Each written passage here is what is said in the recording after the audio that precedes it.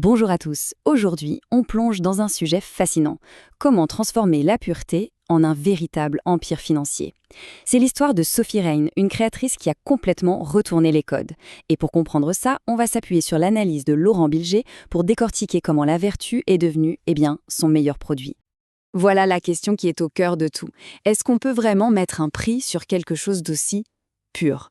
Dans notre monde numérique où tout semble avoir une valeur marchande, la question se pose. Et la réponse de Sophie Rein, elle est non seulement claire, mais elle est surtout chiffrée. Et voilà le chiffre. C'est juste vertigineux. C'est ce que Sophie Rein dit avoir empoché en moins de 18 mois sur OnlyFans. Un montant qui a de quoi laisser perplexe, surtout quand on sait ce qu'elle vendait, ou plutôt ce qu'elle ne vendait pas. Et c'est là que tout le paradoxe, celui que Bilger analyse si bien, apparaît. Cette fortune monumentale, elle n'a pas été construite sur ce qu'on attendrait d'une plateforme comme OnlyFans, mais sur son exact contraire, la mise en scène permanente de sa chasteté. La vertu, c'est devenu son fonds de commerce. Ok, alors première partie de la mécanique. Comment un concept aussi abstrait que la vertu peut devenir un produit qui se vend ? Eh bien, tout est une question d'image, une construction hyper méticuleuse de sa persona. Et là, on voit que rien n'est laissé au hasard. On a les prières matinales, filmées pour bien montrer sa piété, la petite dit tranquille à la ferme pour l'image pastorale, authentique, les dons très médiatisés pour le côté généreux. Bref, chaque élément est une brique qui vient construire cet édifice de l'innocence. Et c'est ici que l'analyse de Bilger est vraiment brillante. Il fait le lien avec un vieux concept, mais qui est super pertinent ici, l'éthique protestante de Max Weber. En gros, l'idée, c'est que l'argent, le succès, ce n'est pas le but. Non, c'est la preuve de sa rigueur morale, la récompense de sa discipline. Sa richesse est presque un signe divin. C'est sa vertu qui la légitime.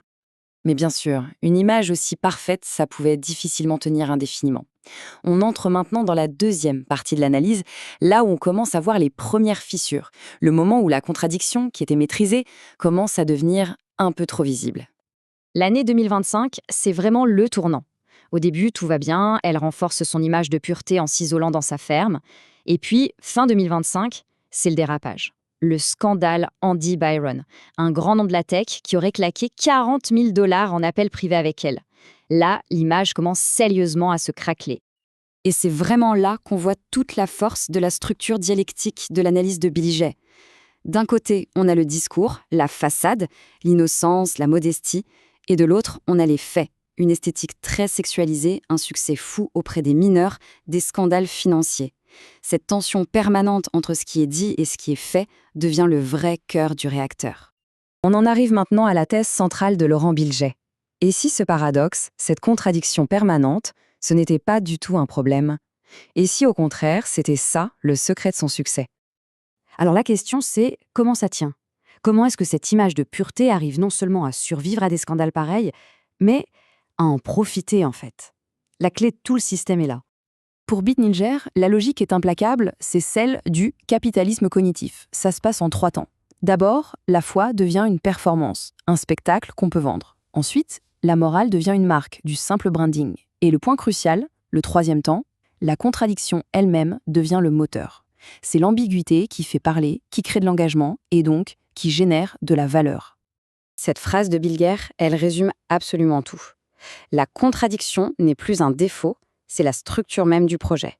Le système ne marche pas malgré le paradoxe, il marche grâce à lui. Pour le dire simplement, ce n'est pas un bug, c'est une fonctionnalité.